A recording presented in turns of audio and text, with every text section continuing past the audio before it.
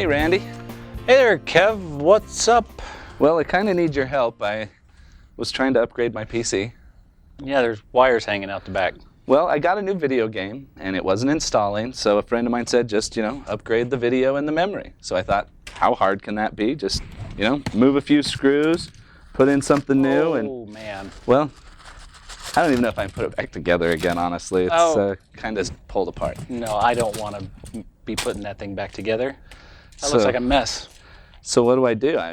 How do I get this thing running, or another PC? How do I upgrade my video? Well, first of all, notebooks, they don't really have video cards, so you kind of got, you're still So I got the wrong advice, I guess, on that one. Huh? Yeah, so maybe now might be a good time to do a Kevin and Randy show on upgrading hardware. Okay, let's do that. Let's talk about how to upgrade your hardware, some tips on all the main components so that you don't end up with a computer that looks like this at the end of your upgrade. Yeah, maybe we can help a lot of people by showing them how to upgrade memory, hard drives, power supplies, video cards. Those are all the common ones. That's what we hear the most of the time. Okay, so let's do that. We'll go through each of these for a notebook and an all-in-one and a desktop, and talk about the main things you should think about when you're trying to upgrade those components. So where do I start so that I don't end up like this again? So before you start, you want to do research. Okay. Research, research, research. That'll save you a lot of headache. Okay. Go to the internet first. Go to HP's website, www.hp.com. Okay, which is where we're at now. Yep. And then go to support and drivers and enter your product model number. And you can find that usually on a little label that's adhered to the side of your PC case. Like, let's use this tower here as an example. There, it's got it, model numbers. This one is a P6-2003W. You can also find the model number on the product packaging. Okay, so now you're at a product support site. This is where you find support information. HP does a pretty darn good job about putting this stuff out there. Okay, so this is where all of the stuff for your product is, all the information. Yeah. And you want to find out what this thing comes with, right? So where you find that information is in a product specification. Okay. So on the site there, you go into a category called product information. All right. And you should find a product specification inside there. Right there, HP Pavilion P6 product specifications. Okay, and this is a product specification. If you scroll, go ahead and scroll up, you'll see that there's all kinds of hardware component information.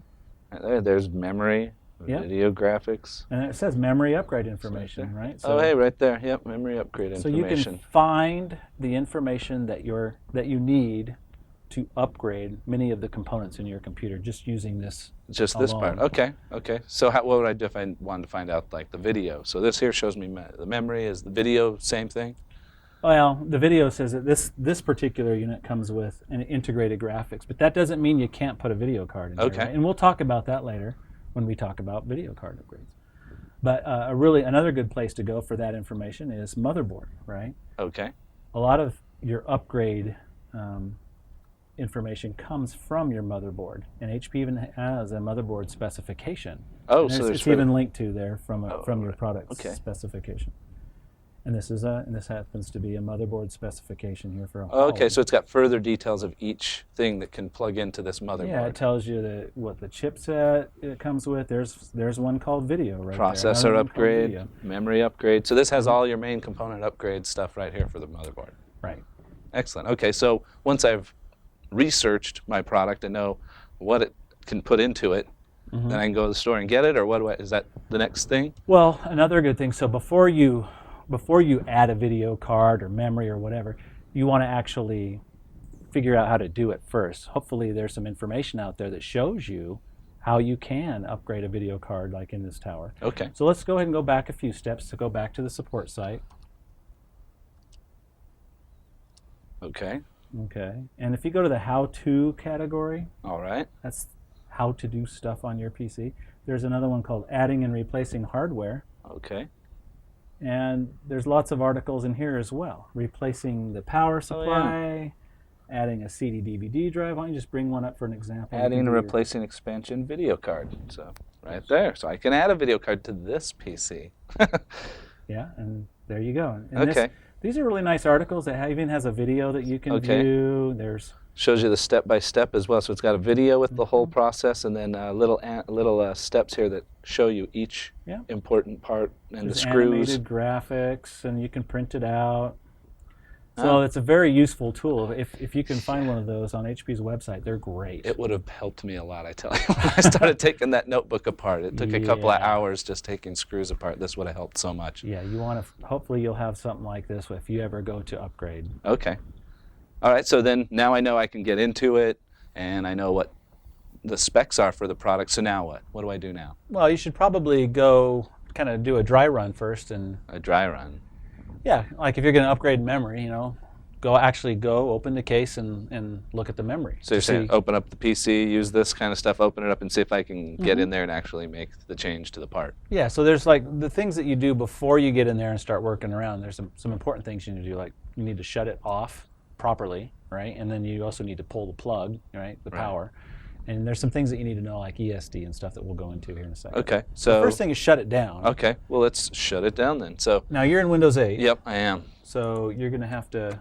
So we'll go over here. Go back to the start screen and then into the charms menu. Yeah, you're doing great. Settings. Yeah, you taught me all this stuff before. And then I go into the power setting right there. And I have to make sure that when I'm shutting this down, I'm holding down Shift, right?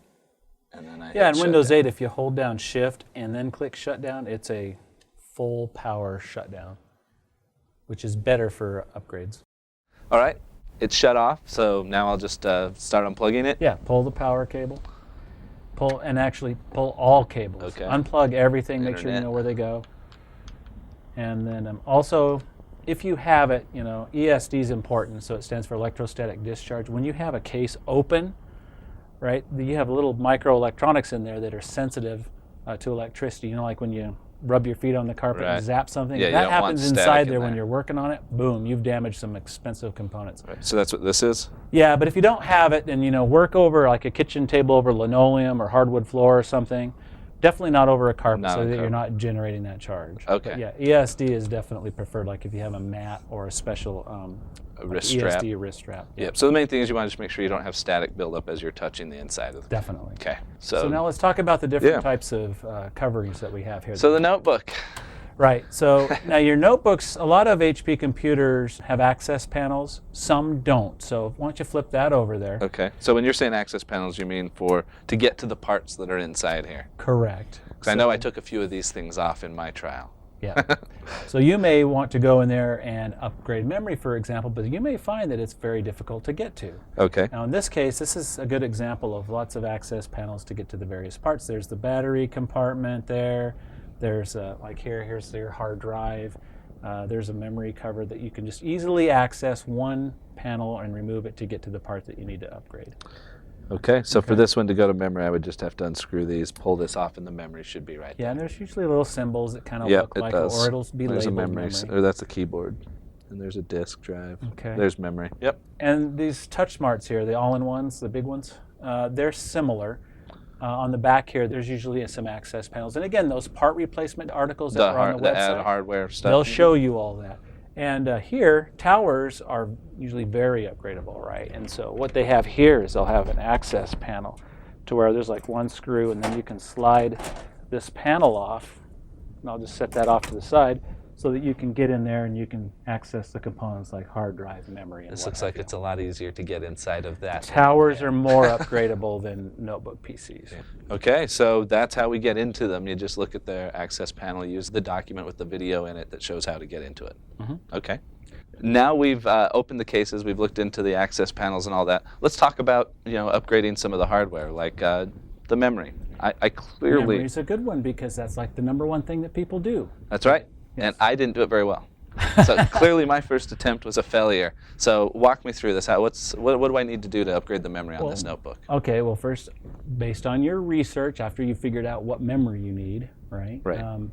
There are some limitations. You need to know how high you can go, how much memory you can install in it, and that's going to depend on your hardware and your operating system. So you need to know it can only go as high as the lowest of those two. Okay. So for example, if your hardware may be able to do 8 gigabytes of memory, but say you're running a 32-bit operating system, like XP or something, that's 32-bit, then you're only going to get like a little under 4 gigabytes. Okay. So you just need to be aware when you're researching, if you've got a 32-bit operating system, there's going to be a limitation in how high you can go. Check how high you can go from your hardware. Because you don't want to go out and buy a bunch of memory that you can't use. Not going to use. That makes sense. Okay. So why don't you grab the memory? All right. So it's memory. Yep. All right. So I got this memory here. Yeah. Notebooks use SODIMMs. Okay. And what's that's the smaller ones. And the bigger so ones that's are the called smaller DIMMs one here. For the tower PCs. So that would be for you there, and we've got them in these cases to keep the static out of them. That's right. So that you don't damage the components through that electricity. So you're going to want to touch the sides on these as well, right? Like, yes. I don't want to touch this stuff. You want to wield the DIMMs by the side when you go to install them. But the first thing that you want to do is flip that notebook over and open the memory door. All right, and the memory is right here, as I can see by the symbol that looks like one of these little SODIMM memory chips. Yep, you undo one screw on that particular model. Yeah, pretty easy. And just kind of prop it up a little bit. And then you want to insert the SODIMM in at a 45-degree angle. So you line up the notches. There's a little notch there that locks right in, and then just push it down in, and it snaps in. It's that easy. And just stick this access door back on, and should be good to go to start it up and make sure it all installed correctly, right? Yep. All right. And now on this guy here, the TouchSmart, the all-in-one, it's similar. They run off of notebook hardware, so they'll most likely use SODIMMs as well. There'll be an access panel. Sometimes you have to remove the entire rear panel, like on this one, but a lot of models will just have, like you had there, a memory access panel that you remove and you just snap in just like you did there. Okay, so you just look on the document, tells you how to open it, same thing. Now, towers are pretty good. They'll usually have, like here you can see there's an open memory slot that's right there, and we're going to install this DIMM. What you do with them is very similar. You just line up the notch inside of that slot there,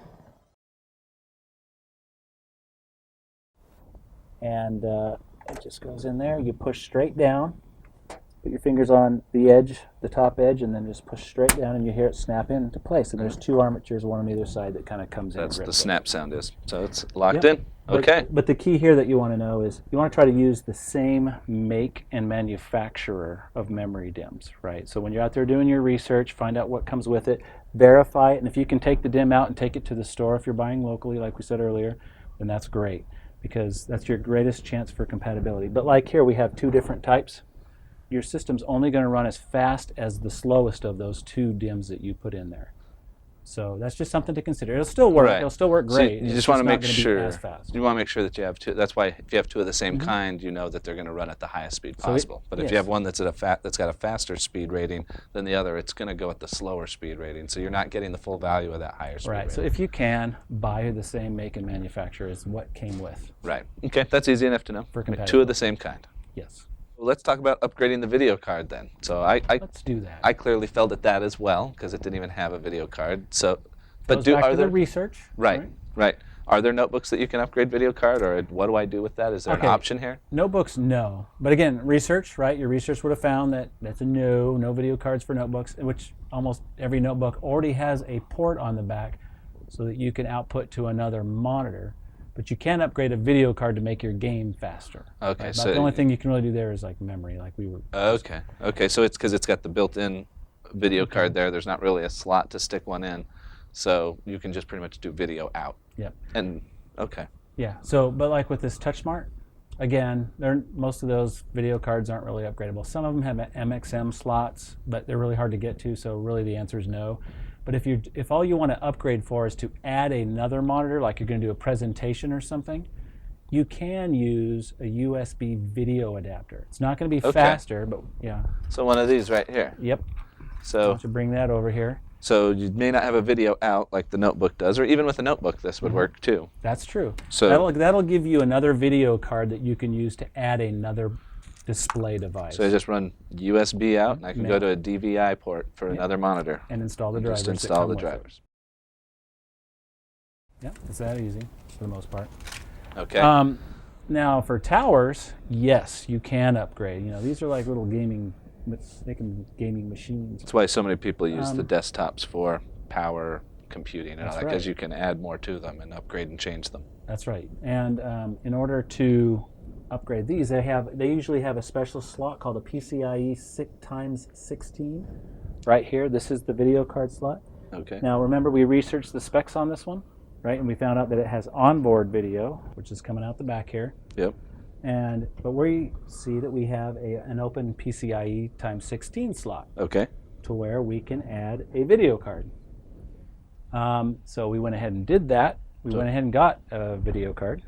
So this is a PCIe x 16 card. This is if I were wanting to have the latest, greatest games, I probably should get a desktop PC to upgrade. Yeah. So it's from the electrostatic discharge bag. Not only, and I'll need a screwdriver too. Right here. Not only, well, installing this will certainly make the graphics faster, but it'll kind of help open up your motherboard, right? Because your motherboard's spending processor power to support your onboard video, so you don't have to do that anymore. It's all done. So it gives more power to your videos because it's centralized on that card. Yeah, adding a video card is a very good upgrade. So I'm going to undo this little bracket here really quick and remove this little spacer. Remove this little spacer here, and then the way it installs, there's a little retaining clip at the end. So you just line it up in the slot like you did for the memory. Kind of put it in there. Wires can kind of get in the way, so you got to watch out for those. So one good thing about PCs is they all have to line up. You can't really force anything to fit. It either is going to fit or you have the wrong part. Yeah, there's a notch that's in the slot there that has to line up. There you go. I heard it snap. You heard it snap into place? Yep.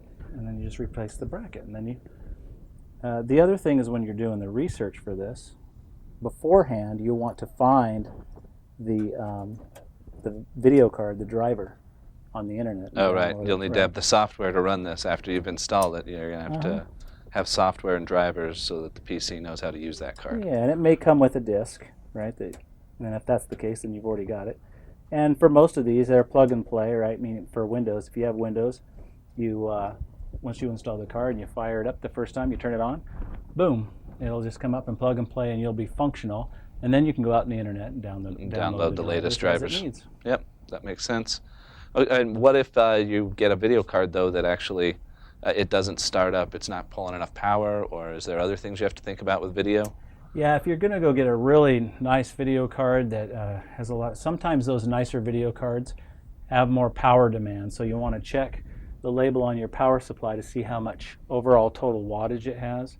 So you have to make sure. Because you may need to upgrade the power supply as well, which is actually fairly easy on a tower. They're called ATX designs, and there's just 4 screws in the back, and it slides out. So it's pretty easy, and that's when you could go in and say, I need an ATX 600-watt power supply, whatever or something. That video card requires. The hardest part with these is all the little connectors that connect to all the various parts. So make sure that when you take them off, you label them. And that way you can compare. And put them right back in the exact same spot you took them from, so you don't end up like I did, where everything's just And take scattered. that power supply, if you can, when you take it out, take it to the store and say, hey, I need one like this that has these connectors, but I need the 600 watt. Right, the higher power. Okay. So that makes sense. So if you're doing video or even with some of the other components, you want to make sure you have enough power to use those components. Yes. Okay. So is there anything else you have to consider when you're starting this up? Are there changes you have to make? Yeah, there's this situation like with the newer PCs, Windows 8, where if you have an older video card and you pop that into some of these PCs that have what's called UEFI and Secure Boot, it won't work. It'll just come up and it'll just be a blank screen, and you won't know why didn't it work. Well, one thing that you can check is to go in and disable Secure Boot to see if that's what's causing it not to boot. Okay. So if you want to use it, you're going to have to disable Secure Boot. Okay. And since we can show you here on this TouchSmart, why don't you plug it in? Okay. And then we'll turn it on, and then I'll just show you where that is in the menu really quick. So any of the new HP Windows 8 PCs have UEFI, and so if you've got that great old video card from your last machine that's got a better video card than now, you need to do this. Yep. If you've popped a video card into a PC and a Windows 8 PC and it's not booting, go in here and check this. Okay, it's So plugged in. Turn it on, press the escape key a couple of times until a